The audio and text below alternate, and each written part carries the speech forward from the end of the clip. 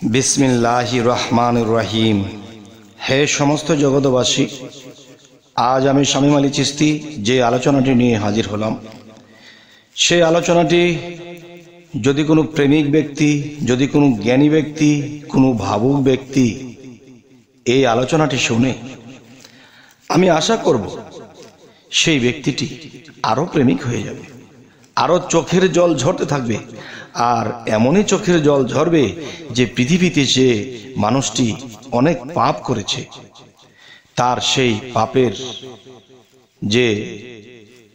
পাপের যে কিছু বিষয়, যে মানুষ নিজেকে যখন ভাবতে শুরু করে জীবনে কতই না পাপ করেছি, হে আল্লাহ কি করে এর ক্ষমা পাবো, তখন আপনার সেই চোখের পানিতে আপনার সেই আস্তে আস্তে সেই পাপগুলো ধুয়ে মুছে যাবে। এই জন্য বলছি, আজকের আলোচনাটি একটু গুরুত্বপূর্ণভাবে শুনবেন। দেখুন, আমরা কিন্তু পৃথিবীতে দেখতেছি মানুষ আল্লাহর ইবাদত করতেছে, মানুষ আল্লাহকে ডাকতেছে, আল্লাহর জন্য কাঁদতেছে, এটুকুই কিন্তু আমরা দেখে থাকি, বুঝে থাকি। কিন্তু দেখেন, আমি আমার নিজ থেকে আগে বলবো, পরে কোরআন দিয়ে আমি সাক্ষ্য দেব ইনশাল্লাহ, যে গাছে কান্দে, মাছে কান্দে, আর কান্দে সারা মাখলুকাত। কার জন্য কান্দে? আল্লাহর জন্য না, একমাত্র মুহাম্মদ সাল্লাল্লাহু আলাইহি ওয়াসাল্লাম তিনির জন্যই কান্দে। এখন দেখেন, মানুষ আত্মার মুক্তি চাইলে আত্মার মুক্তি কে দেবে? আল্লাহ দেবে? না। এই মুক্তির পথ বা এই মুক্তি পেতে হলে আগে কার কাছ থেকে মুক্তি নিতে হবে? যে আল্লাহ একা একেশ্বরে ছিলেন, পৃথিবীর কোনো কিছুই যখন ছিল না, আল্লাহ কিন্তু এই সমস্ত বিশ্ব ব্রহ্মাণ্ড সৃষ্টি করেছেন। আগুন, পানি, বাতাস, মাটি, আকাশ, জমিন, পাতাল, সমস্ত কিছু সৃষ্টি করেছেন আল্লাহ। কাকে দিয়ে? মুহাম্মদ সাল্লাল্লাহু আলাইহি সাল্লামকে দিয়ে। আল্লাহ কি বলেছে? আমি যদি আমার মুহাম্মদকে সৃষ্টি না করতাম, তাহলে এই জগৎ কোনো কিছুই সৃষ্টি করতাম না। আমরা কিন্তু তার কাছে ঋণী। এখন আমি যদি পৃথিবীতে কারো কাছে ঋণী হই, অন্য কারো কাছে ক্ষমা চাইলে কিন্তু আমার ঋণের মুক্তি হবে না। আমার ঋণের মুক্তি ঘটাতে হলে কি করতে হবে? আমি যার কাছে ঋণ করেছি তার কাছ থেকে আমার সেই ঋণের মুক্তি নিতে হবে। তাহলে সেই ঋণের মুক্ত যদি আমি হতে না পারি, এই মুক্তটুকু না হতে পারলে আল্লাহ আমাকে মুক্তি দিবে না। আচ্ছা, তাহলে আমরা যার কাছে ঋণী হয়ে আছি, সমস্ত প্রকৃতি সুন্দর, আর এই প্রকৃতি কি? এই প্রকৃতি কার কাছ থেকে এসেছে? কাকে দিয়ে তৈরি করেছে? মুহাম্মদ সাল্লাল্লাহু আলাইহি সাল্লাম থেকেই হয়েছে। আল্লাহর নূরে মুহাম্মদী নূর সৃষ্টি হয়েছে, আর সেই মুহাম্মদী নূরে সারা জাহান সৃষ্টি হয়েছে। তাহলে তার মধ্যে একটা জিনিস আল্লাহ দিয়েছে, সেটা কি? মায়া শক্তি। মুহাম্মদ লিখতে যদি প্রথম ম হয়, আর ম দিয়ে কিন্তু মা হয়, আর সেই ম দিয়ে কিন্তু মায়া হয়।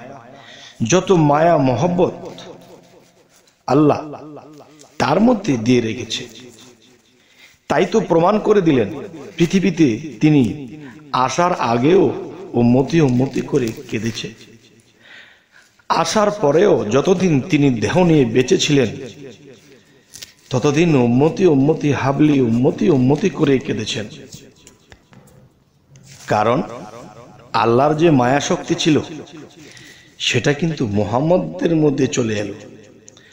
আর সেই মুহাম্মদের মধ্যে যখন মায়া শক্তি এসে গেছে, তখন পৃথিবীর সমস্ত প্রাণী, সমস্ত মানুষ, সমস্ত প্রাণী জগৎ, এদের জন্যেই তিনি কাঁদতেন।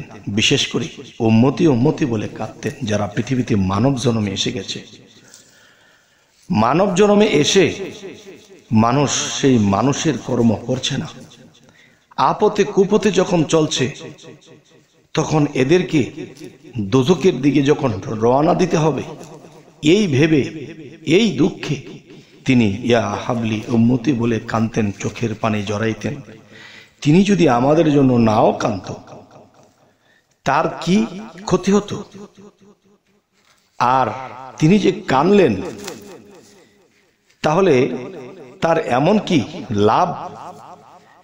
তবে সেই বিষয়টি আজকে বলবো। দেখুন, যে আল্লাহ যদি বলে আমার থেকে মোহাম্মদী নূর সৃষ্টি হয়েছে, আর মোহাম্মদী নূরে সারা জাহান সৃষ্টি হয়েছে, তাহলে সারা জাহানের মধ্যে কিন্তু আপনি আছি, আমি আছি, আপনি আছেন। তাহলে আমার মতো লক্ষ কোটি, আপনার মতো লক্ষ কোটি কোটি আছে। এগুলা কার থেকে এসেছে? মুহাম্মদ সাল্লাল্লাহু আলাইহি সাল্লাম তার নূর থেকেই পয়দা হয়েছে। তাহলে তার নূর যদি হয়ে থাকে, তাহলে মুহাম্মদ সাল্লাল্লাহু আলাইহি সাল্লামের অংশ, এই অংশকে তিনি কি ফেলে চলে যেতে চাবে? এখন একটি কথা দেখেন, একটা মায়ের যদি একটি সন্তান থাকে, একটি সন্তানের প্রতি যতটুকু মায়া, যদি 100 সন্তান থাকে, আর 100 সন্তানের মধ্যে যদি খারাপ খারাপ সন্তানও থাকে, তাদের জন্য কিন্তু একই মায়া। বরঞ্চ খারাপ যারা বোঝে না, উল্টাপাল্টা চলেছে, পাপ করেছে, তাদের জন্য কিন্তু আরো বেশি মায়া করে। হায় রে, আমার সন্তানগুলো তো দোজখে চলে যাবে, আমার সন্তানের তো সাজা হবে। তখন সেই মা এটা কিন্তু বলতে পারতো, আমার ভালো ভালো সন্তান আছে, এরা জান্নাতবাসী হবে, এরা ভালো থাকবে, আর যেগুলো খারাপ হয়েছে চলে যাবে, যেদিকে সেদিকে চলে যাবে। একজন মায়াময়ী মা কিন্তু এটা কখনোই চায় না, তার খারাপ সন্তানটাও যেন জান্নাতবাসী হয়, আল্লাহর পথের পথিক হয়, এটা চায়। তাহলে একটা সন্তান কিন্তু মায়ের অংশ থেকে পৃথিবীতে নার ছেড়ে জন্ম নিয়েছিল। ঠিক সেই মোহাম্মদী নূর খণ্ড বিখণ্ড থেকে এই সমস্ত সৃষ্টি জগৎ সৃষ্টি হয়েছে, সমস্ত মানুষ, সমস্ত উম্মত সেখান থেকেই সৃষ্টি হয়েছে, জন্ম হয়ে এসেছে।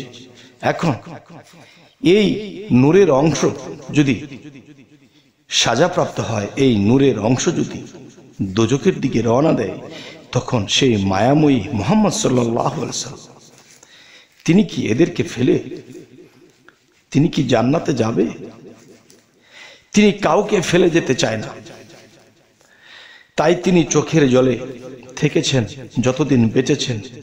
এখন তিনি পৃথিবী ছেড়ে, দেহ ছেড়ে চলে গেছেন। এখনো কিন্তু তিনি রুহানি জগতে বসে সেই হাবলি উম্মতি করে কাঁদছে। হে সমস্ত জগতবাসী,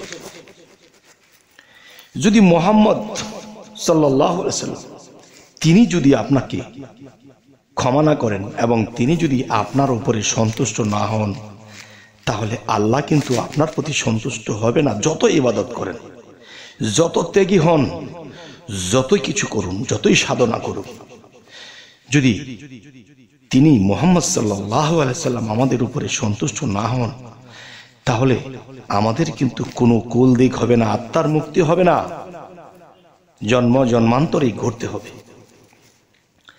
তাই আমি বলবো, হে সমস্ত জগতবাসী, নূর নবী যিনি, নূরের নবী যিনি, তার জন্য অবশ্যই চোখের পানি ফেলতে হবে, তার জন্য বুকে থাপড়াতে হবে। হায় হায়, তিনি সৃষ্টির লগ্ন থেকে জন্ম হয়েছে, জন্মের পরে তার একদিন মৃত্যু হয়েছে, সেই দেহ ছেড়ে যখন চলে গেছে, তখন সেই রুহানি জগতে তার আত্মাটা এখনো ইয়া হাবলি উম্মতি, ইয়া হাবলি উম্মতি বলে এখনো কাঁদতেছে। হে সমস্ত জগতবাসী, আজ আমি শামীম আলী চিশতি আপনাদের সামনে আজকের এই কথাগুলো কেন বললাম, বলার উদ্দেশ্য, মূল বিষয়গুলো দেখুন।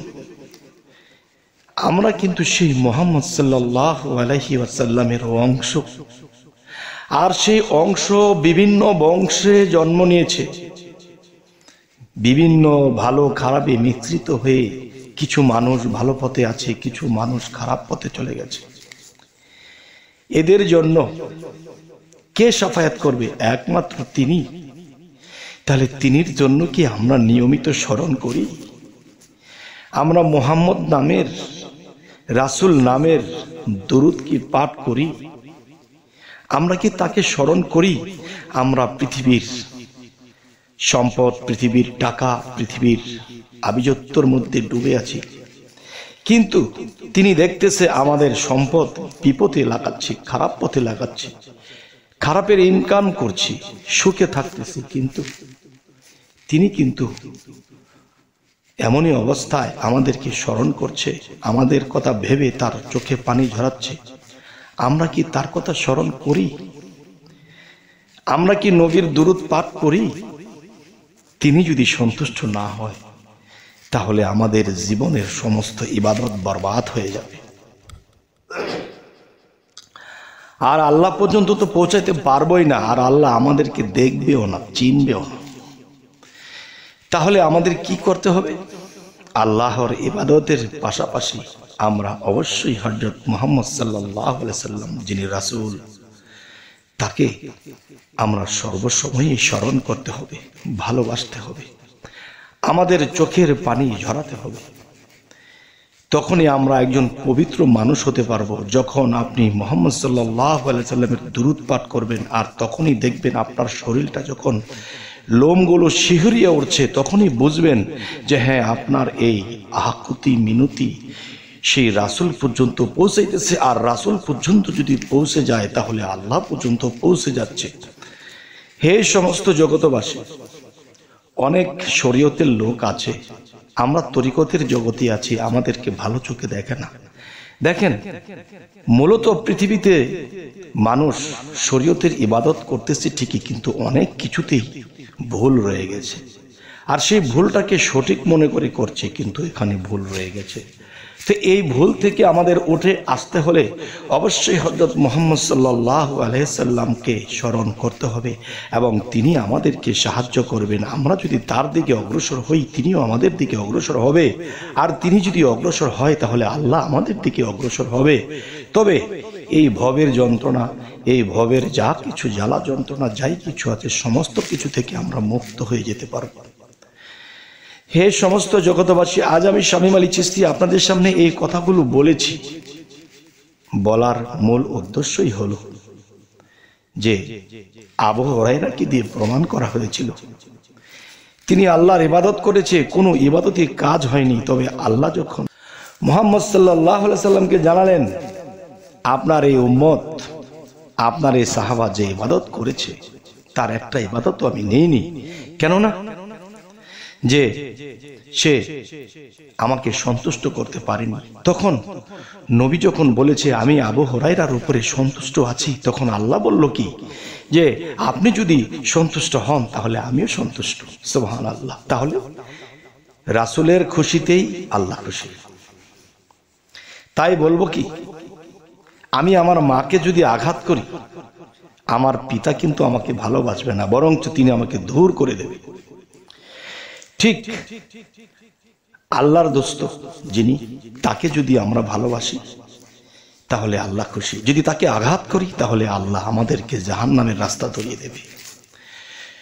তবে আজকে এই পর্যন্ত আলোচনাটি রাখলাম, এবং কথা হলো আমাদের এই চ্যানেলটিকে সাবস্ক্রাইব করে নেবেন, পাশেই যেন আমাকে পান, আপনাদেরকে আমি পাই, এবং ফেসবুক হলে অবশ্যই ফলো করে রাখবেন, যাতে করে পরবর্তীতে আবার সাক্ষাৎ হয়। তো সকলে ভালো থাকবেন। আল্লাহ হাফিজ।